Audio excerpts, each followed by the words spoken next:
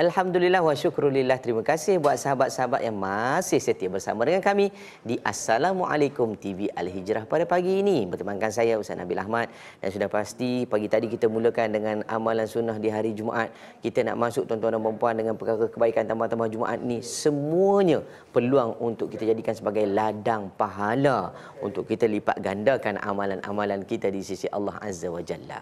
Baik, hadirin yang dirahmati Allah sekalian, ayo sama-sama kita hidupkan cara hidup yang lebih baik dengan amalan-amalan dengan namanya kalimah tayyibah, iaitu kita menyebut perkara-perkara yang baik-baik, tulis yang baik-baik, lihat yang baik-baik, serta lakukan yang baik-baik, insya-Allah. Dan supaya kita nak jadi satu generasi yang bukan hanya generasi yang dipandang tinggi dengan kemodenan teknologi yang sedia ada, tapi kita nak jadi generasi iaitu yang namanya qudwatun hasanatun, contoh ikutan ataupun teladan, memberi tunjuk ajar yang lebih baik. Moga-moga orang tengok kita, orang boleh ikut perkara yang baik yang kita lakukan, terutama pada masyarakat kita, kepada dunia yang melihat tentang negara kita yang berada pada tempat yang tertinggi, insya-Allah. Dan apa yang kita harapkan agar nilai-nilai Islam, nilai-nilai murni dapat disuburkan di kalangan kita di bumi Malaysia yang tercinta. Baik, hadirin yang saya muliakan, seperti biasa kita nak kongsikan satu hari satu ayat. Hari ini pula kita nak tadabbur beberapa potong ayat, tapi kita nak fokus ayat 32, dan selepas ni Fadil Ustaz akan cerita ayat 32, 33, 34 dan 35 menerusi surah An-Nisa. Tapi saya nak petik satu ayat, iaitu surah An-Nisa ayat 32, apa maksudnya berdasarkan firman Allah Subhanahu Wa Taala, ba'udzubillahi minasyaitonirrajim. Mafhumnya, dan janganlah kamu terlalu mengharapkan, yakni ingin mendapat limpah kurnia yang Allah telah berikan kepada sebahagian dari kamu, untuk menjadikan mereka melebihi sebahagian yang lain tentang harta benda, ilmu pengetahuan atau pangkat kebesaran. Kerana telah tetap orang-orang lelaki ada bahagian dari apa yang mereka usahakan, dan orang-orang perempuan pula ada bahagian dari apa yang mereka usahakan. Maka berusahalah kamu, pohonlah kepada Allah, akan limpah kurnianya. Sesungguhnya Allah sentiasa mengetahui akan tiap-tiap sesuatu. Sadaqallahul azim. Itu potongan ayat ke-32 menerusi surah An-Nisa. Jadi pada pagi ini, tuan-puan dirahmati Allah sekalian, kita kalau boleh bab cerita kemelut, cerita perang ni, kita kalau boleh tak nak dengar. Tapi tajuk kita pada pagi ni, perang harta pencarian. Bukan nak cari gaduh, tapi kita nak cari penyelesaian. Sebab perang tentang harta pencarian ni tiada kesudahan kalau tidak meletakkan pada asas keimanan. Jadi kita akan bersama dengan tetamu kita, Fadil Ustaz Bukhari Safian, Ketua Penolong Pengarah Bahagian Dakwah dan Pemasaran Majlis Agama Islam Negeri Sembilan, bersama dengan kita di studio Al-Hijrah. Assalamualaikum Ustaz. Waalaikumsalam warahmatullahi. Lama tak jumpa kita kan. Allah macam raya pula. Ustaz yang dirindui, masya-Allah. Sama-sama saya yakin Ustaz tak sabar-sabar nak jumpa saya. Saya pun tak sabar-sabar nak jumpa Ustaz. Saya yakin juga tu. Penonton-penonton pun. Masya-Allah, masya-Allah. Sahabat-sahabat kita di TV, sahabat-sahabat kita di TikTok. Dengar Ustaz Bukhari. Oh, ya. Jadi macam tu. Nampak muka paraid. Semangat. Jangan muka ni diparaid kan. Jadi Ustaz, sebagai mukadimah lah, kita nak cerita tentang yang baik-baik, walaupun tajuk kita hari ni perang harta. Mengerun kan? Mengerun kan Ustaz. Jadi kita tadabbur lah Ustaz lu. Surah An-Nisa ayat 30, dan mungkin ada ulasan yang lain. A'udzubillahi minasyaitonirrajim. Bismillahirrahmanirrahim. Sahabat moderator. Allah, lama tak jumpa. Ish, ulang yang tu tak habis lagi. Lepas tu sidang penonton Datuk Tan Sri. Sebab saya pernah jumpa Tan Sri. Tan Sri itu memang ikut kita punya slot ni. Tu saya sebut tu. Tan Sri, Datin Sri, semualah. Datin, ustaz-ustaz, ustazah, tuan-tuan guru, semua yang menonton kita pada hari ini. Selamat pagi saya ucapkan. Terima kasih setia menunggu di dalam slot kita yang orang kata apa, bukan nak cari salah, bukan nak ajak orang berperang, tidak tuan-tuan puan-puan. Sebab saya pernah dapat satu, sebelum nak ni mukadimah panjang. Sebab ada orang mesej, Ustaz cerita ni menakutkan Ustaz. Sebab saya sebelum saya dengar cerita ustaz ni, saya okey ya ustaz. Tapi bila dengar cerita ustaz pasal paraik, pasal orang ni gaduh, orang tu tak macam ni lah apa semua, membuatkan saya jadi takut. Ustaz boleh tak cerita jangan bagi orang takut? Dia kata macam tu. Dan macam ni tuan-tuan puan-puan, saya nak disclaimer awal-awal. Sebab apa saya cerita ni? Sebab kita terlalu comfort zone. Sekarang ni kita hidup memang nampak okey. Kita relax, nampak semua tenang. Kita nampak semua ahli family kita tenang je, seronok aja. Tapi bila berlaku saja kematian, yang ni lah kita nak buat solution awal. Maksudnya kita ada persiapan fizikal dan mental lebih awal. Sebab harta ni bukan benda yang simple. Bukan benda yang boleh orang kata tebor atau janai ya. Dia sebut pasal makan pula dah. So, tuan-tuan puan-puan, sidang penonton sekalian, nak cerita bagi dekat sini. Harta ni penting tuan-tuan puan-puan. Cuba kita tengok ayat tadi tu, ayat 32, 35 tadi, hingga 35 tadi. Allah sebut dekat atas dunia ni ada orang kaya, ada orang yang Allah lebihkan, ada orang. So tapi tuan-tuan kena ingat, Allah sebut dalam ayat yang berikutnya, ingat harta tu hanyalah bersifat sementara. Sebab akan melalui proses kematian. Bila kita mati, tuan-tuan puan-puan, kita hidup ni tak lama tuan-tuan puan-puan. Kita nak gaduh buat apa? Tuan-tuan puan-puan, saya ada kes umur 65 nak lawan abang Saman. Allah. Punca apa dia, kakak meninggal, sebelum kakak meninggal ni bagilah tanah dekat abang tu. Adik tak berhati. So adik pasang peguam. Abang pula pasang peguam nak lawan. Umur 65, nak lawan 60. Saya kata, Allah, Tuan Haji, kita tak lama. Tapi tak naklah cakap dia, Ustaz, cakap saya tak lama. Tak, saya nak bagi tahu, hidup kita ni tak lama. Memang semua ada duit, semua ada harta. Nampak Ustaz Nabil. Ustaz Nabil, dia punya aset pun dah banyak. Tak bolehlah cerita kat sini, tuan-tuan puan-puan. Tapi ingat, bila kita mati, Allah sebut dalam ayat 33, Allah jamin semua harta kita akan diwarisi oleh waris-waris yang berhak. Itu sebab tuan-tuan puan-puan tak boleh ambil ringan. Berapa ramai orang kita tak faham pun berkaitan dengan pengurusan harta semasa hidup. Apatah lagi selepas mati. Itu sebab hari ini kita bincang bukan nak menakutkan, tapi nak memberikan kesedaran awal. Sebabnya hari-hari, hampir hari-hari sebelum ni pun saya sebut, orang duk bergaduh. Ustaz, orang mesti Ustaz bukan 33 juta. Ya memanglah, tapi tak nak bagi tahu tuan-tuan puan-puan, kali saya pergi mana pun memang diakui pun. Ustaz, keluarga saya Ustaz samalah Ustaz. Ustaz cerita tu sama. Macam mana Ustaz tahu? Ustaz ahli nujum ke tak? Saya bukan ahli nujum. Tapi nak bagi tahu memang itulah patternnya, senario masyarakat kita. Ingat tuan-tuan puan-puan, ramai orang kita faham dalam surah Al-Kahfi, harta ini sebagai perhiasan. Semua orang faham. Cuba tengok apa yang kita pakai hari ini, memang perhiasan. Cuba tengok juru kamera, walaupun nampak simple, tapi itu gaya old money. Maksudnya nak cerita bagi ini trend, maksudnya menggayakan perhiasan. Tapi tuan-tuan puan-puan, pernah tak kita terfikir dalam surah yang berbeza dalam apa yang kita nak tadabbur ni, Allah pernah sebut harta yang kita duk kutip ni sebagai amanah. Amanah tuan-tuan puan-puan. Maksudnya ada apa? Ada benda yang Allah sebut secara tersirat, Allah nak sesuatu apa yang kita usahakan. Memanglah Ustaz, saya kaya ni di atas usaha saya. Ingat tuan-tuan, cerita lama ada cerita si Tanggang. Cerita apa lagi? Cerita ada lagi lah, lupa dah cerita-cerita lama tu. Nak katakan kalau kita dalam Al-Quran, Qarun, Fir'aun, sebab bila diberi kuasa, diberi harta, kita dah mula lupa diri. Itu sebab tuan-tuan puan-puan, kita kena jentik hati kita. Bukan kata jentik tumbuk hati kita. Jentik kecil sangat. Kadang-kadang ustaz kita dia sebut jentik tak terasa, tumbuk sekali. Hati kita bukan tumbuk orang tu, jentik hati, tumbuk hati kita. Sebab apa? Harta ni Allah sebut sebagai ujian. Bukan sekadar amanah, tetapi ujian dan juga fitnah. Cukup bahaya tuan-tuan puan-puan. Itu sebab kalau kita baca ayat tadi, ramai orang. Saya pernah tanya pada masjid ataupun surau yang saya dijemput. Saya tanya, dekat sini dah berapa kali kita orang kata apa, khatam Al-Quran. Alhamdulillah, masyarakat kita biasanya dalam bulan Ramadan dia buat tadarus Al-Quran. Bagus, benda tu perlu diteruskan. Tapi saya kata, perasan tak ada satu ayat yang Allah sebut harta ni dijamin oleh Allah. Lepas kita mati ni ada jaminan selepas ni siapa yang memiliki. Kita tak boleh kontrol benda tu. Maksudnya kalau kita nak bagi, ada proses. Kita nak wasiat kepada waris, dia ada syarat-syarat yang agak ketat dalam perkara itu. Nak ibah sesuka hati, nak ibah kepada anak yang tersayang saja. Semua itu ada rules dalam Islam. Itu sebab kita kena belajar. Pentingnya belajar. Sebab kerana kita semua ni ada harta. Ya, Rab. Bukan yang dengar ni Ustaz, saya relax Ustaz. Saya ni kan harta Ustaz, tengok motor kat luar tu, motor pun buruk Ustaz, raga pun dah tak ada. Tempat duduk lubang kat belakang tu. Tapi tuan-tuan jangan salah faham. Dia bukan kira harta kita banyak baru orang nak bergaduh. Sebab saya pernah cerita sebelum ni, kalau tuan-tuan puan-puan ingat, di satu negeri ni ayah dia mati aksiden Ustaz. Ya, ya. Ayah dia mati aksiden, kereta tu total loss. Allah, sedihlah cerita, minta maaf kalau siapa saya tak sebut nama pun. Bila langgar total loss, anak ni pergilah jual. Bila anak ni jual, tuan-tuan puan-puan, dapat RM1,000. Alhamdulillah lah. Berseribu tu nak ambil RM1,000. Tapi apa yang jadi ceritanya? RM1,000 bergaduh. Allah. RM1,000 Ustaz. Itu saya kata, Ustaz, itu mungkin orang kaya je kot Ustaz cerita, baru gaduh. Hai, saya kata bukan kira orang kaya.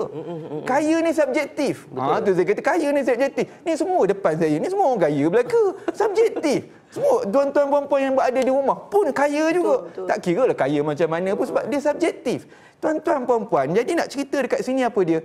Ingat, harta yang kita miliki ni hanya bersifat sementara. Dan menariknya, saya nak kongsi sikit, Jabatan Perangkaan Malaysia ada keluarkan, kalau boleh tengok di DOSM, internet, di DOSM, orang Malaysia ni hidup sekitar purata 74 tahun saja.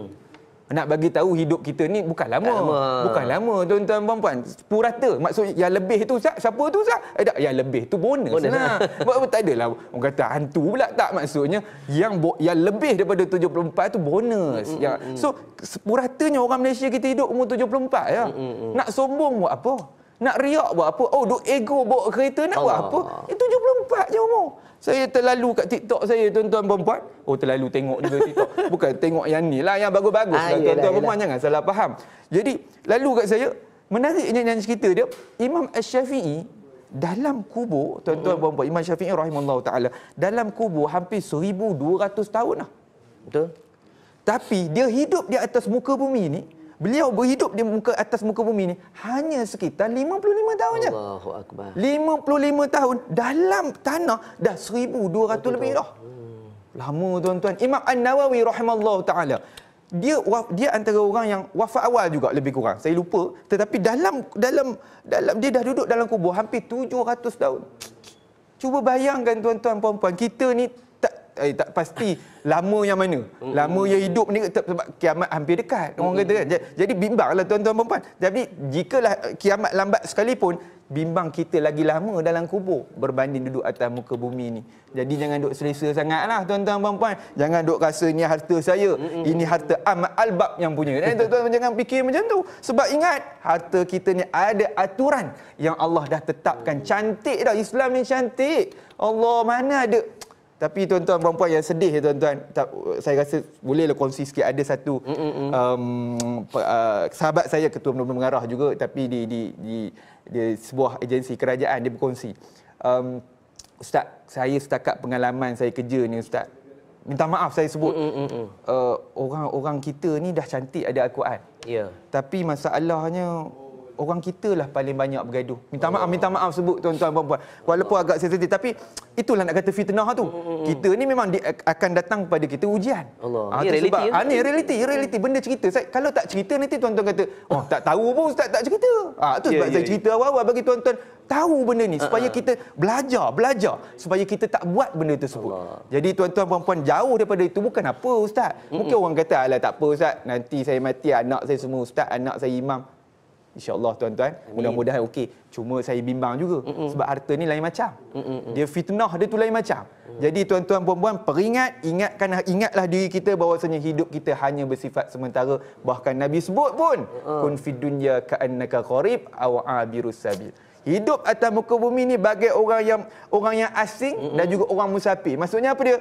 Tak lama kita ni, kita sekejap je. Tu atas muka bumi ni duk kumpul-kumpul harta ni, jadikan dia sebagai ibadah. Seperti mana Allah sebut dalam surah At-Taubah, harta ini sebagai ibadah. Jadi sebelum tadi tu ada nak suruh berinfak. Ambil kesempatan hari ni. Hari ni pula hari Jumaat. Jadi sama-sama dengan kita hari ni, insya-Allah supaya kita faham berkaitan dengan ayat 32 hingga 35 insya-Allah. Amin, insya-Allah. Terima kasih Fadil Ustaz atas perkongsian itu. Saya pasti kita bila dengar ayat Quran Ustaz, itu ada peringatan buat kita Ustaz. Betul. Tambah-tambah pula kita ni jarang-jarang nak baca Quran. Bila Ustaz sentuh 2-3 ayat tadi, Allahu Akbar. Betapa maha kayanya Allah mengulang-ulang cerita untuk memberikan peringatan buat kita. Tapi kita ni mengulang-ulang kesilapan yang sama. Betul.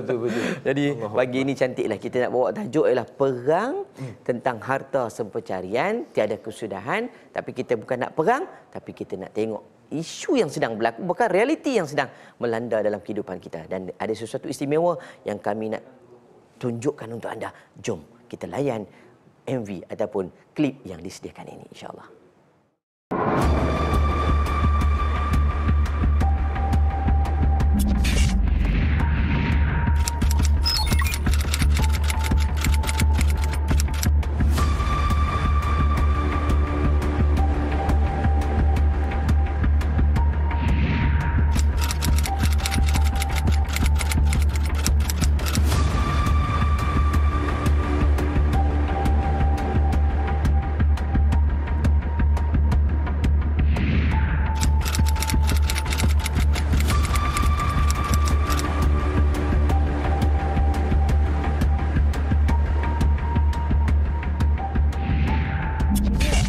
Saya adalah seorang bekas isteri yang telah ditinggalkan oleh suami saya beberapa bulan lalu. Dan sekarang ni suami saya sebenarnya dah berkahwin baru. Kiranya dah ada isteri barulah. Dan saya baru je dapat khabar yang suami saya itu baru je meninggal dunia. Jadi sebenarnya saya dengan bekas suami saya, kami ada jalankan satu perniagaan dulu. Dan kiranya nama syarikat tu atas nama saya dengan nama suami saya lah. Sebab kami buat perniagaan tu sama-sama kan. Tiba-tiba baru-baru ni isteri baru suami saya datang dekat saya dan cakap tuntut untuk dapatkan seluruh harta daripada perniagaan yang saya dengan bekas suami saya buat. Saya macam buntulah sebab itu kan perniagaan saya dengan bekas suami saya. Jadi sepatutnya itu bila suami saya meninggal, kira macam perniagaan tu jatuh kepada saya lah. Tapi sekarang ni dia jadi masalah bila isteri baru tu dia tuntut bersama dengan wasiat. Wasiat daripada bekas suami saya menyatakan perniagaan tu adalah seluruh milik harta isteri baru. Jadi sekarang ni saya dalam keadaan yang marah. Tapi dalam keadaan saya jadi buntu, saya tak tahu nak buat apa. Boleh saya tahu apa sepatutnya saya buat untuk selesaikan masalah ni?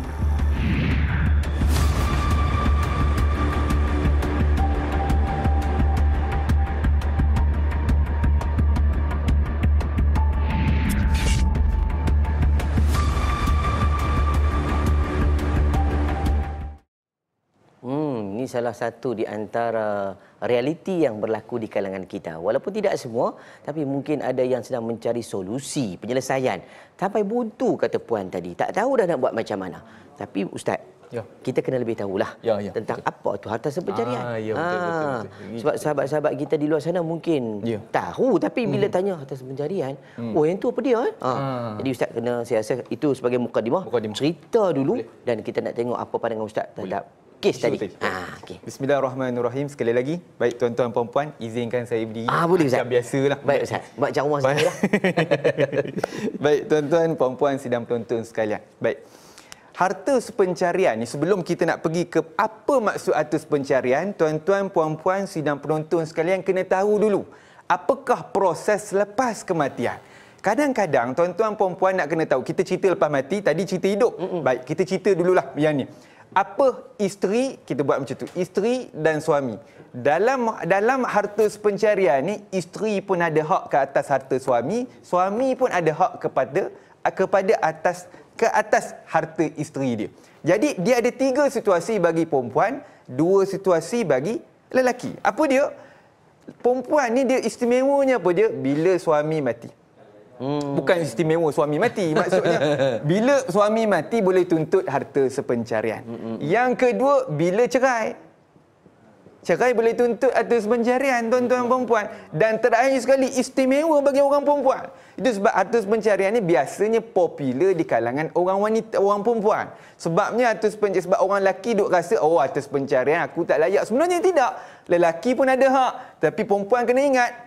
Poin yang ketiga apa dia? Perempuan ada hak jika suami berkahwin seorang lagi. Maksudnya dia berpoligami lah. So, keistimewaan bagi orang perempuan, dia ada poin yang ketiga, iaitu poligami. Manakala bagi lelaki, isteri mati sahaja dia boleh tuntut dan juga cerai. Nak bagi tahu tuan-tuan perempuan, inilah istimewanya orang kata apa? Hak-hak yang telah dijamin. Balik cerita tadi. Tuan-tuan perempuan sidang penonton sekalian, lepas berlakunya kematian ataupun penceraian dia mudah sikit, tapi kematian ni orang selalu terbuat salah. Apa dia? Bila berlaku kematian tuan-tuan dan puan-puan, kita kena tahu step by step. Ada 5 perkara yang kita kena faham betul-betul. Ini ramai orang tak tahu ni. Dalam Minhajut Talibin, dalam Imam An-Nawawi juga menyebut perkara tersebut. Perkara yang inilah yang kita nak bincang. Pertama sekali, bila berlaku saja kematian, apa yang kita nak kena buat? Saya yakin semua orang tahu. Kadang-kadang dekat masjid saya tanya, nak buat apa tuan-tuan Haji, puan-puan Najah? Ustaz, kita selesaikan hutang dia. Hei, saya kata salah tu. Sebab mayat ada lagi dalam rumah. Apa pula nak selesai hutang dia? Apa benda? Yalah betul lah selesai hutang tu. Tapi cerita dia mesti urus jenazah dia dulu. Urus jenazah dia dulu. Yang kedua, tuan-tuan Haji, puan-puan Najah, tuan-tuan sidang penonton sekalian. Yang kedua, selesaikan hutang piutang si mati dulu. Paraid ni bila Ustaz kata paraid? Paraidnya belum lagi, sabar dulu. Ikut step by step. Keduanya hutang. Yang ketiganya, tuan-tuan perempuan sidang penonton sekalian, harta sepencarian. Dia nak kena faham ni, harta sepencarian nombor 3. Bukan nombor 5, nombor 3. Baik. Nombor yang keempat, lepas selesai harta sepencarian, wasiat si mati. Nanti kita ulas isu yang VT tadi tu. Dan kelima, tuan-tuan Haji, tuan-tuan perempuan sidang penonton sekalian, apa dia?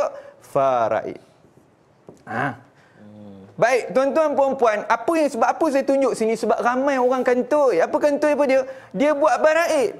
Lepas mati saja selesai hutang, dia terus lompat untuk faraid. Khususnya orang perempuan lah selalu buat salah. Apa dia? Bila dia keluar saja dah selesai bicara kuasa, tuan-tuan perempuan di sini, dah perintah, baru tengok, kenapa saya dapat sikit? 1/8 dia lupa. Itu sebab baca Quran kena tengok tafsir. Dia terlupa, tak datang kuliah, dah baby pula. Bukan baby, tapi nak cerita kat sini lah tuan-tuan perempuan. Ingat, hak isteri berapa yang Allah dah tentu? Nasiban mafruḍa. Allah tentu berapa? 1/8 jika si mati ada anak.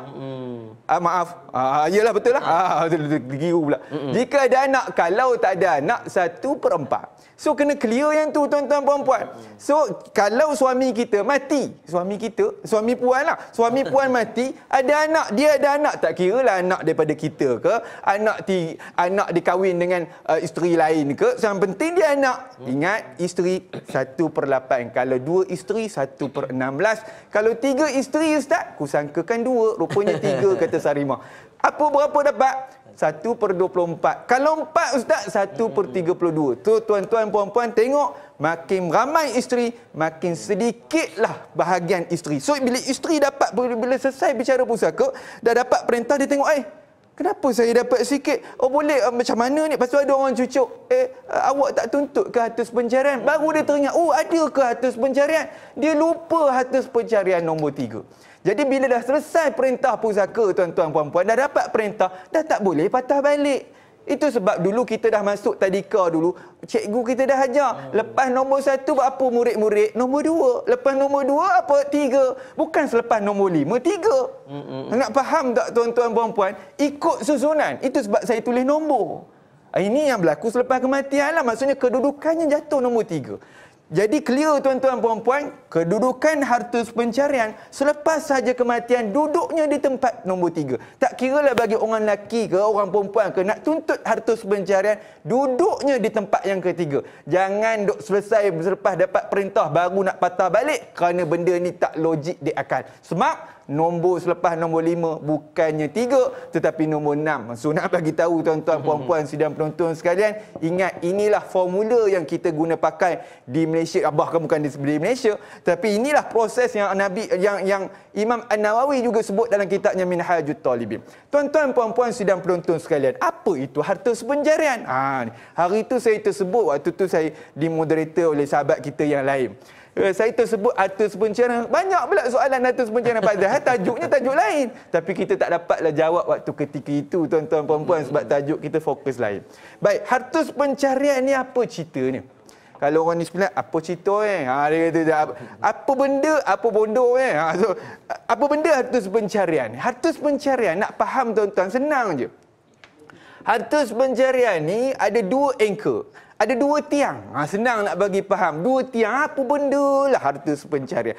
Tuan-tuan dan puan-puan, sebenarnya benda ni bukan baru. Kalau ikut kepada manuskrip lama, pada tahun 1907, dah ada dah dalam mesyuarat Pahang, jumpa manuskrip berkaitan dengan hak laki bini. Maksudnya hak carian laki bini. Ataupun orang kata apa, harta carian duduk panggil. Jadi benda ni dah lama di tanah Melayu. Maksud 1907, 1930 lebih, 30-an juga dijumpa manuskrip di Pahang. Dia Pahang dan Perak cerita dia, tuan-tuan haji, puan-puan haji. Bukanlah maksud negeri lain tu, tak ada. Tapi nak bagi tahu di Malaysia ni bertapaknya lama berkaitan dengan harta pencarian. Harta pencarian ni telah dijadikan sebagai adat al-muhakkamah dalam kawaid fikih. Maksudnya apa dia? Maksudnya telah dijadikan hukum di mana orang kita, khususnya orang Islam, dia ada hak jatuhnya yang seperti mana saya gambarkan tadi, kedudukannya nombor 3. Harta pencarian ni, tuan-tuan haji, tuan-tuan puan-puan sidang penonton sekalian, dia ni adalah harta, apa dia? Dua anchor. Apa dia? Yang pertama, dia mesti datang selepas kahwin. Harta tu datang selepas kahwin. Selepas kahwin. Maksudnya selepas kahwin, akad nikah je, terus nak beli rumah. Bukan tak lah, terus. Maksudnya baru beli rumah.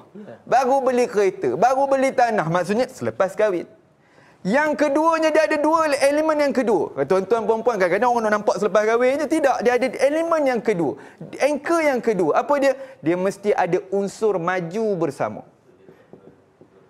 Maju bersama. Maksud maju bersama ni sumbang secara sumbang duit ke, dikembangkan bersama. Tapi ustaz ni lepas kahwin, dia kadang-kadang pergi ke sini juga. Sebab kalau harta tu sebelum kahwin. Tuan-tuan puan-puan sidang penonton sekalian, dalam rumah kita, setiap orang dalam rumah kita, tuan-tuan puan-puan kena catatlah benda ni. Nanti lepas habis kita punya slot ni, tengok satu-satu dalam rumah ni. Mana satu harta pencarian? Bukan semua harta pencarian. Sebabnya dalam rumah kita ada 3 jenis harta. Dah pula 3 jenis harta pula ustaz ni. Itu sebab saya kata kena catat sebab depan ni kita nak padam. Yang pertama, harta bawaan. Bawaan. Yang kedua, dapatan. Yang ketiga, sepencarian. Ni kita duduk kat sini. Yang dua anchor tadi, tuan-tuan puan-puan sidang penonton sekalian. So dekat sini tuan-tuan puan-puan, harta bawaan ni apa dia? Timbul pula tanda tanya. Harta bawaan ni apa bendanya ustaz? Apa benda yang kenapa dia ada perbezaan? Dia memang ada beza sebab harta bawaan ni adalah harta suami punya. Suami punya maksudnya apa dia? Suami beli sebelum perkahwinan. Namanya harta bawaan. Boleh tak saya nak tuntut ustaz? Ada tak unsur-unsur yang ni? Tak ada ustaz. Yang pertama tak ada. Ada unsur yang ni? Maju bersama. Tak ada ustaz. Kalau macam tu, tak boleh tuntut. Kita pakai formula yang ni saja tuan-tuan puan-puan. Senang nak faham.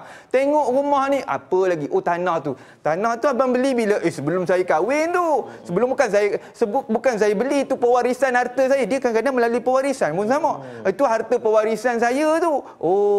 Ada tak saya bagi duit kat abang ke? Ataupun kita majukan bersama tanah tu? Ada tak abang? Bila pula awak maju bersama, saya seorang je pergi situ, awak nak menebah pun awak malas. Contoh dah baby pula satu rumah tu. So dekat sini, harta bawaan kena clear. Bawaan ni harta suami punya, tetapi beli tu sebelum perkahwinan. Baik, itu harta bawaan. Boleh tak tuntut harta pencarian? Tak boleh. Harta pencarian duduknya di sini. Yang kedua, dapatan. Dapatan ni harta siapa punya ni ustaz? Ahmad Albab yang punya ke tidak? Yang ini isteri. Isteri punya. Isteri punya, tuan-tuan dan puan-puan, sama dengan suami. Isteri beli sebelum kahwin. Isteri beli rumah sebelum kahwin. Maka ada tak unsur selepas kahwin? Tak ada. Ada tak ada unsur maju bersama? Pun tak ada. Maka itu harta dapatan. Suami boleh tak tuntut harta dapatan? Tak boleh. Sebab semua dalam mahkamah semua kita akan semak satu persatu. Baik tuan-tuan, yang sinilah tuan-tuan topik kita hari ini, sepencarian. Semua orang kita ni tuan-tuan dan puan-puan semua nak tuntut. Bahkan declare pun. Saya ada kes tuan-tuan dan puan-puan. Dia declare. Isteri dia mati 1988. Mati 1988 tuan-tuan dan puan-puan. Sampai hari ini isteri dia masih lagi ada tanah. Sebab suami kata, ayah dia orang ni lah. Ayah kata itu harta pencarian ayah dengan mak tu. Dia declare dalam rumah seorang-seorang. Sebenarnya tak boleh, tuan-tuan dan puan. Harta sepencarian ni dia mesti dideklar di dalam mahkamah. Tuan-tuan kena clear, kuasa itulah kuasa yang diperuntukkan di dalam mahkamah untuk apa? Untuk mengeluarkan perintah berkaitan dengan sesuatu harta sepencarian. So, harta sepencarian ni mestilah diputuskan di mahkamah. Kita tak boleh declare sendiri-sendiri. Saya banyak kes declare sendiri. Dia tak boleh. Ni mak ayah nak anggap macam tanah tadi. Ayah anggap tu sebagai harta sepencarian. Pada dalam mahkamah tak ada. Ingat, harta semati dia tertakluk dengan hukum faraid. Harta sepencarian, Ustaz, harta sepencarian melalui mahkamah. So kena clear tu. Dia tak boleh syok sendiri. Sampai hari ni tuan-tuan dan puan, saya dah bagi nasihat. Mudah-mudahan Tuan Haji tu dah tukarlah nama anak dia yang report ke kita. Ustaz, bukan saya tak puas hati dengan ayah. Cuma bila saya dengar ceramah Ustaz, dah saya jadi takut pula dah Ustaz. Takut ayah saya makan harta haram. Memang betul pun. Sebab ayah tu tanam kebetulan dekat tanah dekat 1,5 ekar tu ada tanam banyaklah pokok durian kucing tidur. Pernah tengok durian kucing tidur? Tak pernah tengok kucing tidur. Macam itulah durian dia. So tuan-tuan dan puan-puan, nampak je durian kucing tidur tu banyak. Apa jadi? Ayah ni pergi jual. Bila pergi jual saja tuan-tuan dan puan, ingat itu harta semati. Dia tak boleh declare. Maka dengan itu harta semati, apa dia yang kita belajar sebelum ni? Wajib faraid. Wajib faraid. Ustaz, kalau tak nak faraid mana boleh? Allah tentu dah. Nasiban mafruḍah, surah An-Nisa ayat 7. Allah dah bagi dah. Suami dapat berapa? 1/2. Oh, dalam kes dia ni ada tak anak? Ada 1/4 je suami punya suku. Bukan semua. Siapa suruh bagi semua? Oh, syok sendiri tuan-tuan. Ingat, bimbang makan harta haram. Ingat tuan-tuan, salah urus harta. Apa kesan dia? Makan harta haram. Oi, tuan-tuan, puan-puan, bukan kecil-kecil anak tau makan harta haram ni. Bahaya. Bahkan Nabi sebut dalam riwayat Muslim, ada seorang tu tuan-tuan, sebelum kita berhenti rehat ni, ada seorang hamba Allah ni duk doa, ya Rabbi, ya Rabbi, ya Rabbi. Sedangkan Nabi kata apa dia? Pakaian dia haram, makan harta haram, minum harta haram, segalanya haram. Apakah mungkin, ni Allah sebut, ni Nabi sebut, apakah mungkin Allah makbulkan doa dia? Jadi tuan-tuan haji, puan-puan haji, tuan-tuan puan-puan, ingat hati kita. Kita ni duk cari harta, terima harta, dapatkan harta. Ingat, tuan-tuan puan-puan, kalau kita makan harta haram, apakah mungkin Allah nak makbulkan doa kita? Bukan berhenti kat situlah tuan-tuan puan-puan. Bahkan Nabi sebut riwayat Imam Tirmizi di dalam sahih, antara soalan yang ditanya dalam kiamat nanti, ini soalan bocor ni. Nak tahu soalan bocor ataupun tidak? Kita berhenti seketika lah. Kita bagi rehat. Kita serahkan. Baik. Terima kasih Ustaz. Baik. Jadi pencerahan yang begitu, saya rasa tuntas lah. InsyaAllah. Jelas. Tulis dengan di papan putih belakang walaupun sana. Tulisan tak cantik. Betul. Asalnya cantik. Tapi sebab depan Ustaz Nabi malu. Dia jadi macam tu jadi dah. Dia orang dia handsome dah. Dia auto cantik lah. Sebab terima kasih juga pada sahabat yang catat. Saya tengok dia ulang-ulang tulisan di Facebook dan juga sahabat kita di TikTok dan mungkin juga di Telegram. Ada yang nak tanya soalan, Ustaz, kita buka laluan. Boleh. Untuk semua nak mengajukan soalan, seberapa banyak yang ada, kita cuba untuk menyelesaikan dalam tempoh masa yang berbaki. Jadi kita masih lagi bersama Ustaz, cuma kita nak ajak sahabat semua kita berhenti rehat seketika. Lepas ni kita akan sambung tentang perang harta sepencarian tiada kesudahan.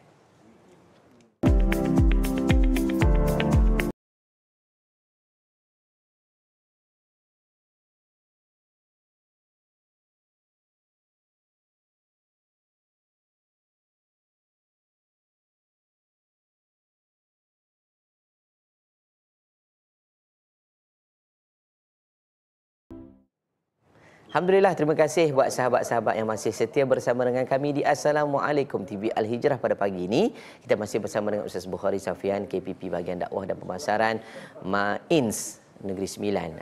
Dan Fadil Ustaz tadi dah bawa kepada kita tentang maksud yang saya rasa jelas buat kita insya-Allah tentang harta sepencarian dan apa elemen yang merangkumi perkara yang dianggap sebagai harta sepencarian. Cuma persoalan yang kita terima saban waktu ini sudah pasti nak dapatkan lebih pencerahan. Jadi Fadil Ustaz, mungkin boleh kongsi dengan kami lah sikit sebab ada 2 soalan yang kita terima menerusi Telegram. Ya, boleh. Sahabat-sahabat kita yang lain juga boleh mengajukan soalan, sama ada di TikTok ataupun di Facebook kami. Secara langsung kita cuba untuk menyelesaikan. Ustaz, satu soalan daripada Tuan Aziz, dia kata, Assalamualaikum Ustaz, kalau berlaku nusyus, yakni curang, macam mana status harta sepencarian? Manakala yang kedua pula daripada Mahdini, dia kata, adakah harta sepencarian boleh dituntut oleh para isteri ke atas madu-madunya? Contoh, isteri pertama atau kedua atau ketiga boleh menuntut harta sepencarian antara mereka selesai kematian suami mereka. Ada 2 soalan. Baik. Bismillahirrahmanirrahim. Sidang penonton yang Allah rahmati, Allah sayangi, Allah ridui sekalian. Amin. Baik, tuan-tuan puan-puan, saya sambung sikit lagi yang tadi sebab yang pasal satu hadis Nabi tu. Saya nak bagi tuan-tuan puan-puan, kita rasa ada ibrah di situ. Nabi kata, Nabi dah bocor satu orang kata 5 soalan ditanya pada hari kiamat. Dia ada kaitan dengan ni. Tuan-tuan puan-puan. So Nabi kata kiamat nanti kaki kita tak bergerak tau. Tuan-tuan puan-puan, ini hadis riwayat Imam Tirmizi, nilainya sahih. Ni bukan hadis tak boleh bakat tak. Ini kisahnya sahih. Bila sahih ni confirm betul ni. So tuan-tuan puan-puan, apa yang saya nak cerita kat sini tuan-tuan puan-puan, Nabi dah bocor 5 soalan. Macam kita dulu lah ustaz. Kalau kita exam dulu, kalau tiba-tiba pensyarah kata, cikgu kata ini, yang ni masuk exam. Soalan bocor lah, confirm lah kita baca yang tu lebih. Bukan lebih, yang tu memang doktor kata, yang lain korang tak payah baca lah. Yang ni confirm, kau baca bagi faham sudah. Memang kita duk ulang muka surat tu je, duk tengok. Kalau boleh kerat buku tu, tengok yang tu je. Soalan bocor tuan-tuan. Ini Nabi bocorkan soalan. Kiamat nanti ada 5 soalan. Tu dia. Apa 5 soalan? Soalan ketiga dengan soalan keempat saya nak petik. Apa dia? Aina katasabah wa fima anfaqah. Daripada mana harta yang kita ni untuk terima dan ke mana harta kita dibelanjakan. Itu sebab harta ni penting. Sebab itulah tuan-tuan kita bicara hari ni, tak kira lah harta tu pencarian ke, bawaan ke, dapatan ke, harta tu memang penting. Bila harta tu penting sebab apa? Sebab Nabi yang sebut dalam hadis ni, harta ni semuanya akan ditanya oleh Allah Subhanahu wa taala. Baik, balik pada soalan tadi, isteri nusyus. Tuan-tuan puan-puan sidang penonton sekalian, isteri nusyus ni tidak mengurangkan pun hak dia untuk menuntut harta sepencarian. Serupa juga dengan anak derhaka pun. Contoh, ini tak ada kaitan dengan harta sepencarian lah. Ada setengah orang tu, ustaz, boleh tak anak derhaka menerima pusaka? Dia derhaka pada mak dia, ustaz. Dia tendang mak dia. Allah na'udzubillah min zalik. Saya kata, pusaka cerita lain, derhaka cerita lain. Topik yang berbeza. Nak buat roti canai dengan kuah dal, tu cerita lain tu. Topiknya berbeza. So nak kena faham topik tu tuan-tuan puan-puan. Dalam bab nusyus, tapi adakah hakim akan mengambil kira? Jawapan dia ya. Tuan-tuan puan-puan, harta sepencarian ni tuan-tuan, hanya seperti mana saya sebut tu, dia perlu dideklar ataupun diputus ataupun dikeluarkan perintah oleh mahkamah saja. Hakim yang buat keputusan. Saya ada kes lah ustaz, saya nak kongsi ustaz. Ada saya duduk mengajar-mengajar, lepas tu saya balik satu tempat tu, call. Assalamualaikum ustaz. Waalaikumsalam. Ustaz, saya baru meninggal, suami saya baru meninggal pula. Suami saya baru meninggal seminggu yang lalu ustaz. Alhamdulillah saya ikut kuliah ustaz berkaitan dengan harta pencarian hari itu. Alhamdulillah saya kata okey. Ustaz nak bagi tahu ustaz, dia gembira ni seminggu meninggal. Tak adalah gembira sebab suami dia meninggal, tapi nak bagi tahu harta pencarian tu. Ustaz, harta pencarian saya dah declare rumah ni sebagai harta pencarian saya. Semua duit bank semua. Kereta, saya kata ini bagus ni, ini satu benda yang boleh saya cerita ni. Saya kata putus kat mahkamah mana? Saya tanya. Mahkamah apa ustaz? Tak pakai mahkamah ah? Sudah tuan-tuan puan-puan. Ini macam cerita anak bapa dalam filem Piramli. Mana ada mahkamah dalam rumah? Saya kata melainkan filem Piramli, anak bapa dia ada mahkamah dalam rumah. Tak pernah mahkamah menunggu yang tertuduh kan. So tuan-tuan puan-puan nak bagi tahu, rupa-rupanya saya kata kalau macam tu diputus di mana? Saya dah tanya dah ustaz hakim. Saya kata itu ustaz hakim, bukan hakim. Saya kata yang boleh diputuskan hanya hakim, bukan ustaz hakim. Ustaz hakim tu pun satu hal, cerita benda-benda yang tak betul pula dah. Ustaz dia tanya jiran dia tanya jiran. Jiran dia tu kebetulan namanya hakim. Disebabkan saya kata hakim boleh memutuskan. Dia tanya kebetulan jiran dia nama hakim, ustaz tu ustaz pula dah. Ustaz tu kata boleh, semua harta ni awak boleh claim. Allah, kita tepuk dahi tuan-tuan haji, tuan-tuan puan-puan sidang menonton sekalian. Bukan ustaz hakim ataupun Ahmad Hakim. Minta maaf orang-orang yang nama hakim lah, ataupun orang di belakang kabin nama salah hakim. Faham Ustaz. Salah faham pula. Ikut saya tu salah sebut. Kan ada minta maaf banyak-banyak lah tuan-tuan. Saya kata hakim mahkamah tinggi syariah. Tu jawapannya. Hakim mahkamah. Bukan mana-mana Muhammad Hakim ke, bukan. Hakim mahkamah. So tuan-tuan puan-puan, nak tuntut atas pencarian macam mana? Pergi ke mahkamah tinggi syariah. Step nombor apa? Step nombor 3. Ustaz, isteri saya nusyus. Macam mana ustaz? Dia kurang tak? Hakim akan mengambil kira. Semua tu Allah, bukan Allah, hakim akan ambil kira. Ustaz, takkan tak ada macam faraid? Kadang-kadang orang tanya juga. Ustaz, dalam faraid kan ada 1/2, 1/4, 1/6, 1/8. Dalam harta pencarian tak ada ke ustaz? Jawapan dia hanya diberi kuat, bukan hanya, maksudnya diputuskan oleh hakim saja setelah meneliti semua penghujahan-penghujahan ataupun berbukti-bukti dalam mahkamah tersebut. Itu sebab tuan-tuan puan-puan, harta pencarian ni bila nak tuntut, sebab saya ada kes satu, tak jawab soalan yang nombor 2 lagi. Ada satu kes tuan-tuan puan-puan, suami itu rumah suami, harta bawaan suami. Suami ni kahwin dengan dia. Dia ni dapat duit ke WSP, tambahlah dapur. Dapur tu dia buat macam nak buat ala-ala Chef Wan. Tu dia. Ada table island. Oh, dapur cantik lah. Nampak langit ustaz. Tu tak, ustaz boleh kena buat tu. Masak sambil tengok langit. Oh, kalau hujan nampak langit. So, kari pun jadi sedap lah tuan-tuan puan-puan. So nak bagi tahu tuan-tuan puan-puan, dia buat pakai duit isteri dia. Isteri ni pakai duit dia sendiri. So tiba-tiba suami dia mati. Bila suami mati, kebetulan dia ada anak perempuan saja, tak ada anak lelaki. Rumah tu jadi perebutan di kalangan waris. Adik-beradik suami dia. Sebab anak perempuan semua, dia pula tak ada, si mati tak ada mak, tak ada ayah. So cerita tak ada cucu lelaki daripada anak lelaki, maka ada sedikit perebutan di kalangan ahli waris ataupun adik-beradik suami dia. So adik-beradik suami kata kena buat baraik lah rumah ni. Saya kata apa pula? Dia kata dia sebagai harta sebenarnya ni adik-beradik tu kata ini rumah ni datang sebelum kahwin. Sebelum awak kahwin dengan dia, rumah dia ada rumah dah, rumah ni awak yang tambah dapur. So dia kata Zainab lafaz lah dekat mahkamah. Lepas tu dalam mahkamah tuan-tuan dan puan-puan, mahkamah akan tanya, apa bukti awak tambah rumah? Bukti dia, saya tambah rumah. Mana boleh cakap macam tu? Nak adalah resip-resip. Adalah bukti-buktinya. Tak boleh tuan-tuan puan-puan duk sebut ini mahkamah. Mahkamah pun ni bukan cerita mahkamah anak bapa. Ini cerita betul. Ini mahkamah akan tengok bukti-bukti, evidence, semua segala benda tu. Dokumen tu kena simpan. So sebab saya peringat kalau nak tuntut atas pencarian tuan-tuan puan-puan, simpan semua resip-resip. Sebab nak dibawa kepada pembuktian nanti. Tuan Magistrate, Tuan Hakim, ni bukti saya tambah rumah hari itu, pasir dia yang ini, duit dia. Ini resip dia. Tapi tuan-tuan ingat, resip tu kena betul state balik. Sebab apa? Resip original tu memang kena simpan sebab resip ni carbon. Dia lama-lama hilang. Buat pada tahun 90-an, bila buka balik file tu, kosong. Mana dia Ustaz? Tinggal depan tu. Tinggal ni je. Nama supermarket je. Al-Hijrah tajuk ni. Apa benda bawa ke dalam mahkamah tengok. Apa Al-Hijrah ni? So tak boleh lah tuan-tuan puan-puan. Dia kena ada pembuktian. Itu sebab harta pencarian lalu mahkamah perlukan pembuktian. So kita kena tahu tuan-tuan dan puan-puan. Baik, balik soalan berkaitan dengan poligami. Baik, poligami ni menarik lah Ustaz. Ya saya Ustaz. Poligami ni tajuk dia menarik. Saya pun ada nak kisahkan tajuk poligami ni. So tuan-tuan dan puan-puan, nak bagi tahu satu benda lah. Saya dah bagus balik. Macam marah je kan, tapi itu bukan marah tuan-tuan puan-puan, tuan-tuan yang Allah rahmati sekalian. Saya padam. Baik. Tuan-tuan puan-puan jangan buat perangai tunggu suami mati. Dia jenis-jenis orang kahwin banyak ni. Ni dengar madu-madu ni.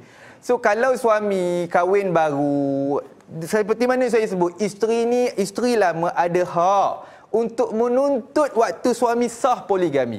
Isunya tuan-tuan puan-puan, saya nak kongsi satu cerita. Menarik ni cerita dia. Cerita dia tuan-tuan ni cerita baru. Saya hari-hari cerita baru tuan-tuan. Saya padam tuan-tuan. Baru-baru ni tuan-tuan, lebih-lebih kurang madu lah. Dia harta pencarian antara madu-madu yang penting tuan-tuan. Memang madu boleh tuntut. Semua orang boleh tuntut. Tak kira kahwin bila. Yang penting ingat, harta tu harta pencarian yang kita bincang. Bukan harta bawaan, bukan harta dapatan. Tapi isunya, orang kita apa dia buat salah? Dia tuntut bila suami dia kahwin baru, dia kata tunggu abang mati. Abang mati saya tuntut harta dia. Harta abang. Saya kata tak payah tunggu abang mati. Tuntut sekarang pun boleh sebab dia dah sah kahwin. Kalau tak sah kahwin, ini isu dia. Dia ada beza tuan-tuan puan-puan. Kalau sah perkahwinan, kalau suami sah kahwin baru, tahu. Tuan-tuan puan-puan pun tahu, dia kahwin senyap ke, tapi kahwin tu sah di dalam Malaysia. Maka orang perempuan, isteri yang awal boleh menuntut ke mahkamah. Bukan minta cerai. Pergilah tuntut harta pencarian. Semua nak cerai je. Kesian lah kat anak. Ustaz cakap senang lah Ustaz. Tak, saya nasihat. Kita nasihat. Baik, bagaimana pula dengan kes kahwin senyap-senyap. Kahwin pula dekat sempadan, cerita dia. Ini kes baru ni tuan-tuan puan-puan. Cerita dia tuan-tuan puan-puan. Cerita dia adalah kes dia suami ni mati tahun 2018. 2018 dah. Bila suami ni mati tuan-tuan dan puan-puan, dia ada anak, ada isteri pertama. Isteri pertama ni ada 3 orang anak. Isteri kedua pun ada sepasang anak. Laki dengan perempuan. 2018 mati, yang ni biasalah, duk sedih lah. Ini cerita betul tuan-tuan. Dia duk sedih, macam cerita P.Ramlee lah, sedang penonton sekalian. Tiba-tiba isteri ni tengok suami duk sedih kan, suami meninggal. Tengok ada perempuan menangis dengan anak. Siapa dia? Macam kita lah pelik. Nak tengok jiran lain tak menangis pun biasa je. Dia nangis terkesak-kesak. Dia ni tanya perempuan ni, waktu tu tak tahu lagi. Allah. Awak siapa? Dia penuh debaran. Saya ni sebenarnya isteri kepada si mati. Apa lagi tuan-tuan puan-puan sidang penonton sekalian, startlah drama. Terus dia masuk bilik, tutup pintu, tak nak tengok dah mayat. Tanam cepat-cepat, dia jerit gitu. Marah punya pasal tuan-tuan puan-puan. Itu kira okey tu. Saya ada kes tuan-tuan puan-puan, kawan saya, dia sepak ni mayat tu. Allah. Ni cerita lawak tuan-tuan puan-puan. Tapi tu saya nak beringat orang lelaki. Tu saya kata orang lelaki yang kahwin saya senyap. Kahwin kat sebadan tu, faham lah sebadan kat mana. Tapi tuan-tuan puan-puan ingat, mati aib malu tu. Malu dapat, apa pun dapat tuan-tuan puan-puan. Isteri ni ada kes kawan saya. Isteri ni tahu saja ada perempuan lain, ada isteri yang lain. Dia lempang ni mayat tu. Tercabut kapas kat hidung tu. Peling gitu. Tu sebab tuan-tuan puan-puan malu pun dapat. Tu sebab jangan kahwin senyap-senyap. Saya kata macam tu. Sebab kahwin senyap-senyap ni munafik. Ada kalanya menyusahkan golongan yang kahwin senyap-senyap tu. Termasuklah cerita ni. So apa cerita ni? Bila dia tahu saja 2018 tu, waktu kematian tu, dia tahu saja isteri dia ada madu. Apa lagi tuan-tuan puan-puan? Kebetulan si mati ni ada 15 juta aset dan duit. Allahu Akbar. Bukan sikit-sikit anak tuan-tuan puan. Saya tak bagi tahu tempat saja. Memang di Malaysia lah cerita dia. Baik. 15 juta. So isteri pertama confirm lah tuan-tuan. Kalau ikut faraid, berapa isteri ni akan terima? 1/8 ke tak? Seperti mana saya sebut 1/16 sebab 12 ada 2 orang.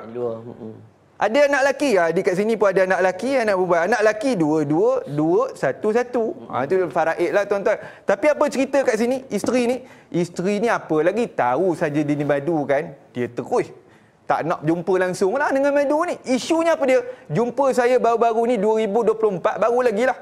2024 bagi tahu ustaz, kami hidup susah ustaz. Allah. Kebetulan yang ni nak kahwin. Comel orangnya. Bukan pujilah, tengah orang duk sedih kita puji. Nak comel sekata. Dah berisik dah bulan 1 hari tu. Bulan 1 2024 ni nak kahwin 2025. Tak lama lagi ni nak kahwin ni. Cerita ni apa dia? Cerita dia ustaz, kami lah hidup susah dah satu hal. Tengok, dia hidup susah, siapa punya salah? Salah dia ni ke salah ni? Salah yang ni lah. Yang kahwin senyap tu masalah. Dah ada anak pula tu. Tu satu masalah tuan-tuan. Ingat, segala apa semua dia tanya nanti. Tu sebab tuan-tuan puan ingat, hidup kita ni umur 7 sampai lebih kurang 74 je kita boleh hidup. Lama tu dalam. So tuan-tuan puan kena beringat, jangan duk ego sangatlah, jangan duk syok sangat umur sampai 74 ni, duk buat macam-macam atas muka bumi, nanti mati takut tak sempat nak cover. Bukan kita boleh bangun balik jadi hantu kat limah pun walau masuk dalam botol tuan-tuan puan. So balik tuan-tuan dan puan-puan, cerita balik kat sini, apa dia? Hidup susah dah satu hal dah cerita dia. Dan dia tak terima pun apa-apa sen daripada nilai 15 juta aset si mati. Jadi cerita dia, anak ni nak kahwin tak boleh. Sebab bila anak ni nak kahwin, dia tengok pejabat agama tengok mana sijil nikahnya. Sebab nak menentukan hakim, sama mana sijil nikah, dia pun tunjuk sijil yang tulisan tu lah. Dia kata, ini bukan ni. Minta maaf lah, saya sebutlah senang. Kahwin dekat Songkla. Songkla ni tuan-tuan bukan nak promosi tourism, tak lah tuan-tuan. Dia sebari dengan Kelantan tuan-tuan. Kota Baru tu dia sebari dekat kawasan pantai dia macam tu. Hadnya kat tengah. So dia kahwin dekat Songkla. Kahwin ni nasib baik rezeki dia tuan-tuan puan-puan, dia kena pergi ke Songkla untuk dapatkan balik sijil yang sah. Alhamdulillah pejabat agama Songkla mengeluarkan sijil yang sah. Alhamdulillah kahwin dia tu sah. Sebab saya ada satu kes tuan-tuan puan-puan, rupa-rupanya kahwin tu skema. Dia dah ada anak dah tuan-tuan puan-puan, dia dah ada anak. Bayangkan dah ada anak, anak tu jadi apa?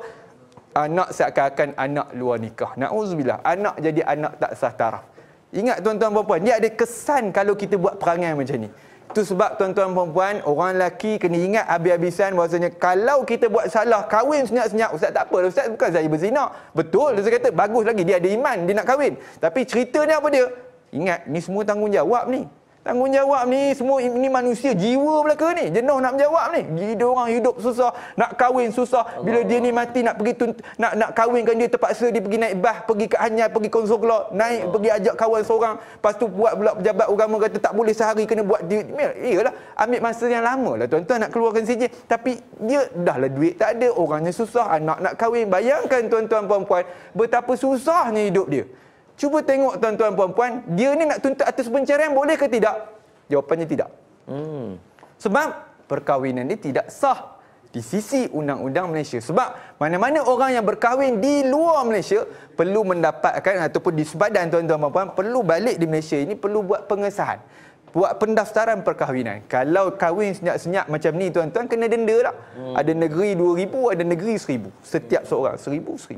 Tapi ustaz dia dah mati, boleh ke tuntut? Cerita dia memang boleh tuntut lagi, tapi kena sahkan dulu perkahwinan. Ingat, perkahwinan tu kena sah. Kalau sah, alhamdulillah. Dalam kes ni kahwin sah. Cuma ada kes saja kahwin tak sah. Kacau tuan-tuan. Habis tuntut atas pencarian tak boleh, pusaka tak boleh, nafkah anak semua tak boleh. Habis semua. Itu sebab kesan ni besar. Domino effect orang panggil macam tu kan. So tuan-tuan dan puan-puan kena clear benda ni. So dalam kes ni apa yang berlaku, dia nak buat pengesahan jadi susah, jadi rumit apa semua. Jadi nak anak nak kahwin tak lama lagi dah jadi kelam kelibut. Jadi apa dia kata, lepas daftar perkahwinan dia kata dia nak tuntutlah atas pencarian ustaz. Boleh tuntut, saya kata tak ada masalah. Tapi cerita je dah selesai pusaka. Saya kata macam tu lah. Jadi cabaran pada dia, nak tuntut pusaka boleh. Sebab nak cabar dia, nak cabar balik perintah itu okey. Tapi dalam bab pusaka, tapi dalam hartus pencarian ni ada cabaran. Sebab dimaklumkan oleh dia ni bahawasanya dia ni dah buat selesai dah pun perintah pusaka. Dia buat cepat-cepat lah ustaz, dah tahu dia ada madu. Dia ni memang satu hal lah tuan-tuan dan puan-puan. Ingat, isteri pertama jangan ikut emosi sangat. Ingat, kalau kita dimadukan, kita dimadu. Orang perempuan dimadukan tuan-tuan puan-puan, ingat, jangan terlalu ikut emosi. Ingat, dia ni ada hak. Anak-anaknya yang tak minta dilahirkan ni ada hak. Ya, ingat tuan-tuan puan-puan, berfikir secara rasional, benda pun dah jadi. Benda dah jadi, tak boleh patah balik tuan-tuan. Itu sebab orang perempuan di sini walaupun dia marah sekalipun, ingat dia juga boleh dikenakan menipu akta keterangan dalam mahkamah sebab dia menipu dalam mahkamah. Sebab apa? Dia menafikan hak kawan 3 orang. Itu sebab cukup bahaya. Benda ni nampak simple je. Dapat ada 15 juta, aset banyak. InsyaAllah kaya dia belaka. Tapi kalau benda ni jadi hengki-pengki, buat benda yang tak betul, ini jadi kesannya. Nak tuntut atas pencarian, tak boleh. Pusaka, tak boleh. Sekarang ni boleh lah. Sekarang ni dah daftar perkahwinan. Tapi cabaran pula pada isteri yang dah selesaikan pusaka. Jadi tuan-tuan, puan-puan, renung-renungkan. Ingat bahawasanya apa yang kita laksanakan pada hari ini ada kesan pada akan datang, insya-Allah. Alhamdulillah, terima kasih ustaz. Saya yakin jawapan ustaz kepada soalan dua soalan ustaz. Ya, baru 2 soalan. Panjang lebar tu dah memberikan satu keterangan yang jelas pada semua, insya-Allah. Bukan kita nak salahkan poligami. Ya. Takut salah lagi je lah. Tak. Nak poligami, silakan. Boleh gitu. Tapi bukan kita pun nak galak kan. Kalau nak buatlah. Buat elok. Macam kata tadi lah. Kena jelas, kena terang dan jangan sembunyi. Jangan sembunyi. Sebab nanti akan susah adalah orang hidup. Nak cerita bagi ni konsulat di Sina keluar dengan satu paper, tak kira ada 2-3 paper je keluar. Konsulat Malaysia di Songkla bagi tahu. Okey. Pada bulan Februari tahun ni, tahun ni dia bagi tahu ada hampir purata ada 300 pasangan orang Malaysia yang kahwin dekat sepadan. Saya kata patutlah saya jumpa macam-macam ragam. Saya kata macam tu.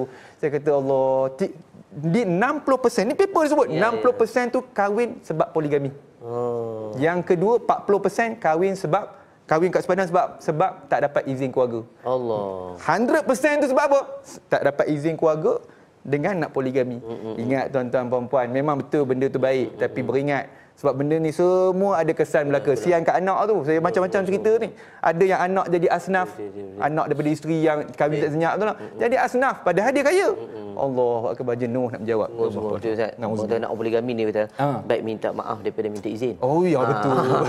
Maksudnya biar terus terang. Ini formula jangan simpan-simpan. Bimbang nanti menyusahkan pihak yang hidup ni ya. Terima kasih Ustaz. Dan saya yakin soalan bertubi-tubi kita terima, tapi kita nak bagi Ustaz rehat jap. Baik insya-Allah. Sahabat-sahabat di TikTok, sahabat-sahabat di Telegram dan sahabat-sahabat di televisyen, Facebook sekalipun, kita nak minta untuk relax, tenang. Sebab soalan ni macam, dah makin masalah soalan semua lah. daripada perempuan ni. Orang perempuan. Kita relax jap, kita minum, nanti kita jumpa insya-Allah. InsyaAllah.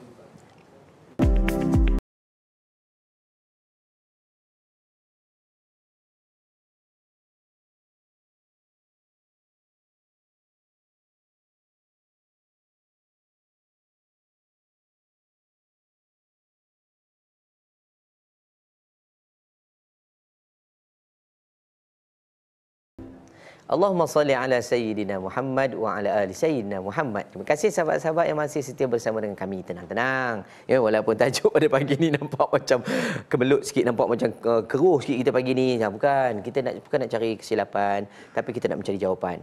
Sudah pasti isu yang berkenaan dengan harta sepencarian, Fadil Ustaz Bukhari dah memberikan satu penyelesaian. Kameraman pun sama tenang. Alhamdulillah. Saya minta sahabat-sahabat kat rumah jangan perang kuali je. Ni abang ni punca ni. Jangan relax. Ustaz bagi penyelesaian. Yang penting kita dapat ilmu supaya dapat kita selesaikan dengan baik. Kata Ustaz tadi juga, harta sepencarian kalau boleh selesai masa hidup, selesai masa hidup. Jangan tunggu step tadi. Duk ingat tak Ustaz kata tadi selesai jenazah dulu. Lepas tu itu kalau kata step yang seterusnya. Tapi kita nak pastikan kalau nak dituntut sekarang, selesaikan dengan cara baik. Fadil Ustaz, kita dengar macam-macam soalan yang kita terima. Soalan tu kalau tak sempat nanti kita akan jawab dalam TikTok ataupun lebih itu soalan. Betul. Macam-macam tanya soalan. Banyak. Tapi terima kasih banyak. Dalam banyak-banyak soalan tu, soalan paling best lah Ustaz handsome. Itu tak ada jawapan. Jadi Ustaz saya nak tanyalah. Baik. Kadang-kadang kita melihat harta sepencarian ini macam Ustaz kata tadi, yang kita gambarkan ialah kita bekerja sekali ataupun kita berkongsi. Macam mana pula kalau harta itu datang daripada isteri tapi suami tidak bekerja? Macam mana? Boleh tak dituntut harta dia? Tuan-tuan, puan-puan, Ustaz Nabil yang handsome lagi bergaya, juru-juru kamera kita yang bertugas hari ini. Jadi tuan-tuan puan, saya bagi 3 situasi nak bagi nampak faham. Dia kadang-kadang bukan duit saja tuan-tuan. Harta sepencarian kita nak kena faham. Ustaz, isteri saya tak bekerja Ustaz. Dia boleh tuntut harta saya tak Ustaz? Memang rumah ni saya beli selepas kahwin. Tapi dia boleh sebab dia bukan ada bayar apa-apa pun. Sesen pun dia tak bayar. Marah nampak gaya tu. Nampak marah nampak tu. Tapi sesen pun dia tak bayar Ustaz. Boleh tak tuntut? Jawapannya boleh. Sebab harta sepencarian boleh kita kira sebagai boleh dituntut secara kata sumbangan. Dia ada elemen sumbangan langsung dengan sumbangan tidak langsung. Sumbangan langsung ni apa dia? Bagi duit, kongsi bersama, bawa duit ke USP, beli rumah bersama. So itu langsung, maksudnya pakai duit harta sendiri. Tapi ada secara tak langsung apa dia? Suami sakit, siapa buat kopi kat rumah? Allah. Kalau suami yang sakit, dia yang buat kopi di rumah, tak ada masalah. Tak payahlah tuntut atas pencarian isteri tu. Tapi kalau isteri jaga suami untuk waktu suami sakit, maka itu sumbangan tak langsung. Isteri jaga anak dekat rumah. Walaupun dia tak kerja, dia jaga rumah. Dia masaklah apa benda kesukaan suami. Abang nak makan apa malam ni? Chicken chop ke lamb chop? Oh, special. Abang pergi beli barang mentah, saya masak. Itu sumbangan tak langsung. Jadi tuan-tuan puan-puan kena faham, ada sumbangan serupa jangan orang lelaki. Orang lelaki jadi Mr. Mama. Ada Mr. Mama, saya jumpa dah kawan saya. Dia isteri dia kerja. Dia tapi pelik kan, tapi jarang-jarang berlaku. Piramli kata jarang-jarang. So tuan-tuan puan-puan, suami kalau isteri mati, suami boleh tuntut tak? Dia Mr. Mama je. Jawapan dia sama. Sebab dialah yang jaga anak, dialah hantar anak sekolah, dia ambil peranan isteri dia. Tapi isteri dia berkejaya punya orang. So jadi macam itulah proses. So saya nak bagi 3 situasi bagi kita faham. Lagi sekali bagi tuan-tuan puan-puan nampak clear sebab ini kita nak landing dah. 3 situasi. Situasi pertama, tuan-tuan nak bagi faham harta sepencarian. Situasi pertama, suami ni beli rumah dalam tempoh perkahwinan. Sedangkan isteri dia kahwin tu bila kahwin tu isteri tak pernah menyumbang pun macam mana saya sebut tadi. Dia suri rumah sepenuhnya ataupun isteri ni bekerja tapi tak sumbang sesen pun Ustaz. Tak ada pun dia tolong bayar ansuran ke, duit muka pun tak pernah bayar. Dia masak tapi yang itu je lah yang boleh pun. Boleh tak tuntut harta pencarian? Jawapannya ya. Itu satu situasi. Situasi yang kedua, suami telah membeli rumah sebelum perkahwinan. Tapi selepas kahwin, isteri turut menyumbang kepada bayaran ansuran. Nampak clear tuan-tuan? Suami dah ada harta bawaan tadi. Suami dah ada rumah. Tapi lepas suami kahwin dengan isteri itu, isteri tolong bayar ansuran. Abang tak payahlah, nampak abang susah sangat nak beli pamper pembeki ke. Macam inilah, saya bayar sama-sama. Bulan ni bulan awak, bulan depan bulan saya. Oh bagusnya harmoninya rumah macam tu. Tapi kebanyakannya macam tu Ustaz. Ada kes saya jumpa dah macam tu. Dia susunan gili-gili bayar. Ikutlah masing-masing, ikut ekonomi masing-masing lah tuan-tuan puan-puan. Tapi isunya apa dia? ada elemen kata apa, secara sumbangan langsung, maka di situ boleh tak rumah tu dituntut sebagai harta pencarian? Boleh. Jawapannya ya. Walaupun rumah tu rumah pusaka sekalipun. Orang kita kadang-kadang duk fikir itu rumah mak ayah dia dah tak ada dah. Itu rumah mak ayah dia, awak mana boleh tuntut harta pencarian? Itu rumah mak ayah dia yang lama-lama dulu turun temurun, awak tak boleh tuntut. Jawapannya boleh. Sebab seperti mana saya sebut, kalau ada elemen kedua-dua tu, dia boleh dituntut. Jadi yang tadi situasi yang kedua, boleh tak tuntut dia bayar ansuran bersama? Jawapannya boleh. Itu dikira sebagai harta sepencarian. Yang ketiga, situasi terakhir nak bagi faham. Tuan-tuan, puan-puan, suami ni sebelum kahwin, rumah ni suami dah ada. Dia ada sebelum kahwin dan dia buat sewa. Jadi isunya selepas kahwin, rumah tersebut dia ubah suai bersama. Saya bagi elemen tadi bayar, ni ubah suai. Macam cerita tadi buat dapur tadi kan, ubah suai bersama. Adakah harta tu, rumah tu boleh tuntut harta pencarian sedangkan dia harta bawaan? Jawapannya ya, itu adalah rumah harta pencarian sebab diubah suai secara bersama. Tapi tuan-tuan puan-puan, seperti mana saya ingatkan tuan-tuan puan-puan, rumah tersebut perlu melalui mahkamah, bukan rumah tu masuk mahkamah. Maksud saya nak kena bukti apakah betul. Kalau sumbangan tak langsung tak payah bukti ustaz. Macam mana saya nak buktikan saya buat kopi dekat dia ustaz? Saya masak kari ayam kat dia, kari ikan kat dia, macam mana saya nak bukti? Itu tak payah bukti. Yang perlu bukti ni elemen yang berkaitan dengan duit. Yang itu tuan-tuan puan-puan, mahkamah nak tengok sebab dia nak ambil kira. Cuma ada soalan tadi saya ternampak tuan-tuan puan-puan, berapa yang hakim tentukan. Sekali lagi saya tegaskan tuan-tuan puan-puan, dia bukan kita akan dapat, walaupun permohonan kita boleh mohon semua. Mohon semua harta si mati. Tak mohon boleh, tapi dapat tu tak tentu. Tu saya bagi gambaran awal. Kadang-kadang dia syok. Ustaz, saya boleh mohon lah. Pegawai tu kata mohonlah semua. Dia syok.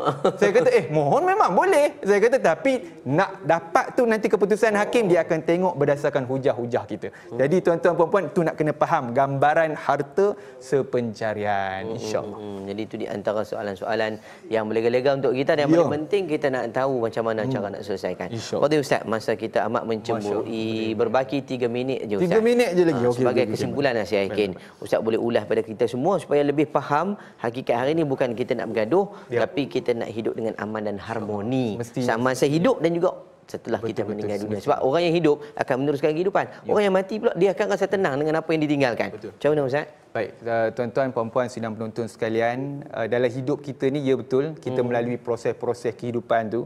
Tapi sikit saya nak kongsi sikit tuan-tuan, puan-puan. Ada tak kes Ustaz, harta pencarian ni isteri tak berjaya dituntut? Saya bagi gambaran. Kadang-kadang takut orang rumah kata, orang perempuan ataupun orang lelaki kata, kalau tuntut confirm dapat lah. Dia tak confirm tau. Sebab saya ada kes tak dapat langsung. Saya ada kes. Tapi dia ada cerita dia lah tuan-tuan, puan-puan. Sebab apa dia tak dapat? Dia tidak berjaya membuktikan sebarang dokumen. Keduanya, pemilikan tu telah pun berubah. Saya ada kes sampai hari ini isteri tu pergi mahkamah untuk buat rayuan. Sebab dia tak dapat sesen pun di mana datuk meninggalkan 20 juta. 20 juta tu telah pun, saya tak nak cakap perkataan tu buruk, seleweng lah apa semua, tapi telah pun ditukar milik oleh anak-anak si mati sebelum si mati ni mati. Maka isteri tersebut, isteri ni mak tiri. Mak dia orang ni dah meninggal lama dah. So mak tiri ni dah 9 tahun hidup dengan dia. Tapi isunya apa dia? Mak tiri ni dinafikan hak dalam harta pencarian, bukan sekadar harta pencarian, harta pusaka pun dia tak dapat. Allahu Akbar. Jadi tuan-tuan ingat puan-puan, apa yang saya kongsi pada hari ini tuan-tuan puan-puan sidang penonton sekalian, semua ni cerita pasal harta. Ya Rabb. Allahu Akbar. Semua orang ada harta, tak kira sikit atau banyak. Saya duk ulang yang tu lah. Tapi tuan-tuan kena faham bahawasanya, ingat, cuba tengok khutbah Nabi yang terakhir. Kita baru-baru ni sambut Maulidur Rasul. Saya ceramah Maulidur Rasul, saya selalu relate point ni. Khutbah terakhir Nabi. Apa Nabi sebut dalam khutbah terakhir Nabi? Nabi dia diuraikan dalam Sahih Bukhari ada, Sahih Muslim ada. Bahkan orang kita kadang-kadang buat frame pun. Betul. Khutbah terakhir Nabi. Ini pesanan terakhir ni. Tuan-tuan cuba tengok perenggan pertama. Apa Nabi sebut? Nabi suruh solat ke? Tak, bukan. Nabi suruh apa Nabi suruh yang pertama tu? Macam kita lah nak hantar anak pergi masuk universiti. Ingat, jangan duk menggatai sangat masuk universiti tu. Maksud itu yang pertama. Pesanan tu penting tu. Nombor 1 biasanya penting. Nombor 2 tu selalunya dia penting juga, tapi dia jatuh nombor 2 ranking dia. So ingat, tu serupa dah macam khutbah Nabi. Yang pertama tu penting. Tapi Nabi sebut apa? Yang pertama Nabi sebut, semua darah kamu, harta kamu, maruah kamu, semuanya haram. Nabi tegaskan dekat sini apa dia? Ada kaitkan harta. Cuba tengok tuan-tuan. Itu sebab Nabi faham Manusia ni kalau harta Allah lupa diri. Betul. Nabi tak pesan ittaqullah. Bukan Nabi tak pesan, tapi dalam perenggan yang seterusnya. Ya. Tapi yang pertama sekali Nabi set minda para sahabat pada ketika itu, ingat maruah kamu, harta sesama kamu, segala darah-darah kamu sesama kamu ni sama-sama haram. Maksudnya tak boleh ambil, siapa-siapa yang ambil hak yang bukan haknya kena pulangan. Nabi, Allah. ini pesanan awal Nabi dalam khutbah terakhir Nabi ni. So bayangkan tuan-tuan dan puan, sebenarnya ada hikmah yang besar Nabi nak sebut kepada kita bahawasanya harta ni jangan buat main. InsyaAllah tuan-tuan, sebarang pertanyaan boleh rujuk. Jadi kalau saya di Majlis Agama Islam Negeri Sembilan, tuan-tuan boleh pergi ke page Facebook rasmi Majlis Agama Islam Negeri Sembilan. Dekat situ kita ada tawaran, tapi bukan berkaitan dengan harta pencarian lah. Harta pusaka, harta hibah, wasiat. So orang Negeri Sembilan bertuah kita ada perkhidmatan tersebut. Jadi tuan-tuan boleh pergi ke page tersebut ataupun hubungi saya. Ataupun hubungi saya di luar negeri macam mana Ustaz? Luar negeri itu dia ada syarat-syarat dia lah. Tapi kalau sekadar nak tanya soalan, bolehlah saya bagi nombor saya tuan-tuan dan puan. Boleh dengar betul-betul. So nombor telefon saya jika ada sebarang permasalahan ataupun nak jemput ke, nak ajak berkongsi ke, ataupun ada kes Ustaz boleh kongsi kat TV Hijrah, tuan-tuan boleh mesej, bukan WhatsApp saya, bukan call. WhatsApp lah tuan-tuan dan puan. Kalau call ni tuan-tuan dan puan penat sikit Ustaz. 019 500 8746. Saya ulang, 019 500 8746. Nama saya Ustaz Bukhari. Jadi tuan-tuan boleh berWhatsApp, jangan call, WhatsApp saja. Jadi WhatsApp boleh kongsi di situ. Insya-Allah mudah-mudahan apa yang kita kongsi mendapat keredaan Allah. Amin, amin, insya-Allah. Terima kasih banyak Ustaz Bukhari Safian, KPP Bahagian Dakwah dan Pemasaran Majlis Agama Islam Negeri Sembilan yang memberikan penjelasan dan penerangan yang masya-Allah cukup tuntas berkenaan dengan isu harta pencarian. Kita doakan moga-moga Ustaz sentiasa dalam keadaan riayah, lindungan Allah Subhanahu Wa Taala. Bahkan kami mohon lagi peluang untuk bersama dengan Ustaz dalam tempoh masa yang masih berbaki pada sesi akan datang, insya-Allah.